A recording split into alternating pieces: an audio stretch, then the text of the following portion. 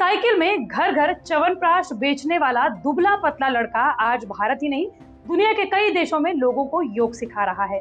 इस शख्स की खास बात यह है कि जो योग 2000 साल से भी ज्यादा पुराना था, उसे बिल्कुल आसान तरीके तक लोगों तक इस शख्स ने पहुंचाया और लोगों को यह विश्वास दिलाया कि योग ही है जो उन्हें हर बीमारी से ठीक कर सकता है। मैं बात कर रही हूँ राम किशन यादव की, जिसे आप बाबा रामदेव के नाम से भी जानते हैं। अमेरिका के प्रतिष्ठित अखबार द न्यूयॉर्क टाइम्स ने तो बाबा रामदेव की तुलना अमेरिका के सबसे बड़े धर्मगुरु में से एक बिली ग्राहम से की है, जिन्हें ईश्वर का दूत कहा जाता था। यहाँ तक कि न्यूयॉर्क टाइम्स ने तो मोदी की 2014 की लोकसभा जीत का श्रेय भी बाबा रामदेव को दिया। लेकिन कौन है बाबा रामदेव, जिनसे उनके गुरु के गायब होने पर सीबीआई ने पूछताछ की थी, जो पुलिस से बचने के लिए कुर्ता पायजामा पहनकर रामलीला मैदान से भागे रही? आइए आपको बताते हैं इसी वीडियो में। नमस्कार, मैं हूं आपके साथ श्रेया बहुगुणा और आप देख रहे हैं न्यूज तक। हरियाणा के छोटे से गांव सैयदपुर में एक साधारण परिवार में 26 दिसंबर 1965 को बाबा रामदेव का जन्म हुआ। माँ बाप ने नाम रखा था राम किशन यादव। परिवार में 3 भाई और एक बहन थी। पिता का नाम था राम निवास और माता का नाम था गुलाब देवी। रामदेव के बारे में आज तक जितना लिखा जा चुका है, उसके मुताबिक जब बाबा रामदेव छोटे थे तो उनके गांव में एक योगी आए, जिनसे वो इतना प्रभावित हुए कि उनका मन योग में लगने लगा और उनका रुझान वैदिक शिक्षा की तरफ बढ़ने लगा। इसके बाद बाबा रामदेव ने स्कूल में 8वीं तक पढ़ाई की और उसके बाद स्कूल छोड़ दी। गुरुकुल में शिक्षा ग्रहण करने के लिए बाबा रामदेव घर से भाग गए और कई गुरुकुल में प्रवेश के लिए पहुंचे, लेकिन उन्हें प्रवेश नहीं मिल सका। बाद में हरियाणा के खानपुर गुरुकुल में वो पहुंचे।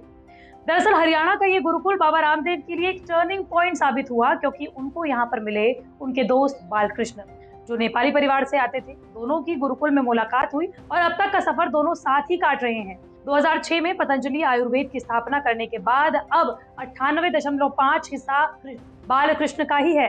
बाबा रामदेव पर लिखी किताब गॉडमैन टू टाइकून की राइटर प्रियंका पाठक ने डिजिटल न्यूज प्लेटफॉर्म वायर से बात करते हुए कहा कि रामदेव और बालकृष्ण दोनों ही बहुत कम शिक्षित हैं।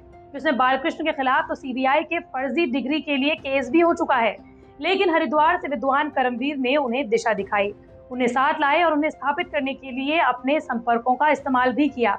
हालांकि दोनों को ही उन्होंने कभी शिष्य नहीं बनाया, तो फिर शिष्य किसने बनाया? जिसके बाद बालकृष्ण और बाबा रामदेव की मुलाकात हुई शंकर देव से, करमवीर के जरिए ही, जो बूढ़े और शांत व्यक्ति थे।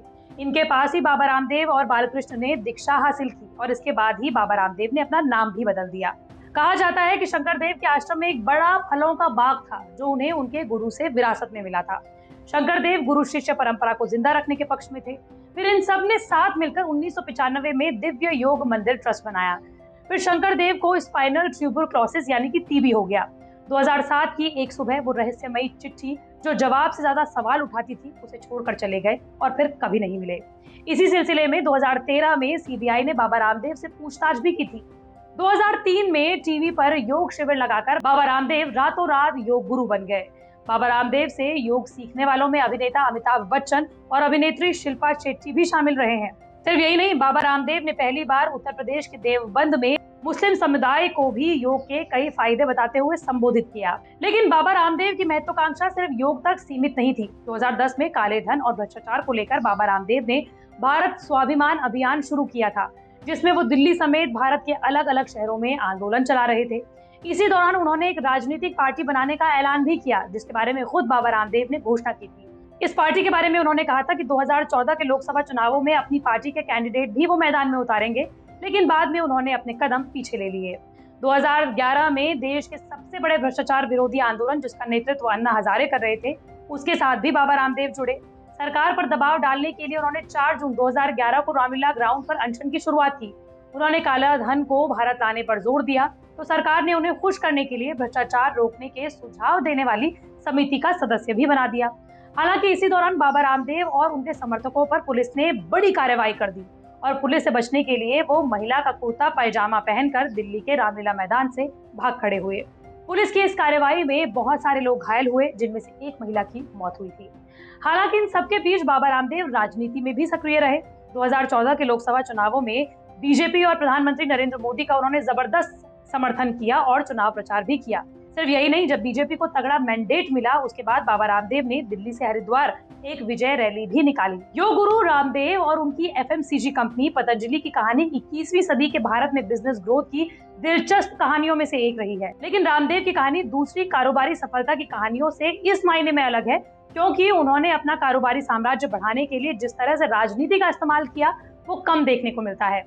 2009 में शुरू हुई पतंजलि ने तेजी से देश भर में अपना नेटवर्क तैयार किया। 2014 से 2017 तक रामदेव की कंपनी पतंजलि ने दमदार ग्रोथ दर्ज की।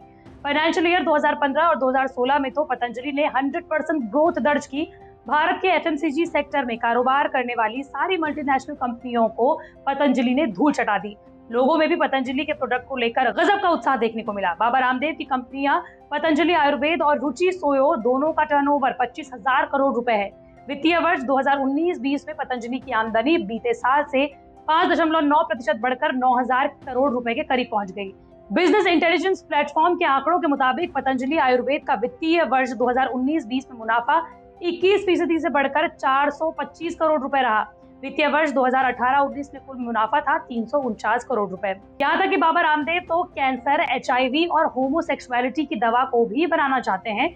फिलहाल बाबा ब्लैक फंगस की दवा बनाने में लगे हुए हैं। कंट्रोवर्सी और बाबा के बीच का बहुत पुराना नाता रहा है, चाहे वो खुद के गुरु के गायब होने की मिस्ट्री हो या फिर एलोपैथी और आयुर्वेद का झगड़ा। हालांकि ये बात तो तय है कि बाबा रामदेव का एक एक बयान लोगों के बीच में क्या जगह रखता है वो हाल ही की कंट्रोवर्सी ने बता दिया है। आपका बाबा रामदेव को लेकर क्या सोचना है हमें कमेंट बॉक्स पर जरूर बताएं। मंडे टू फ्राइडे मैं इसी तरह की वीडियो आप तक लाती रहूंगी। अगर आप भी किसी टॉपिक के बारे में जानना चाहते हैं तो कमेंट बॉक्स पर जरूर बताएं।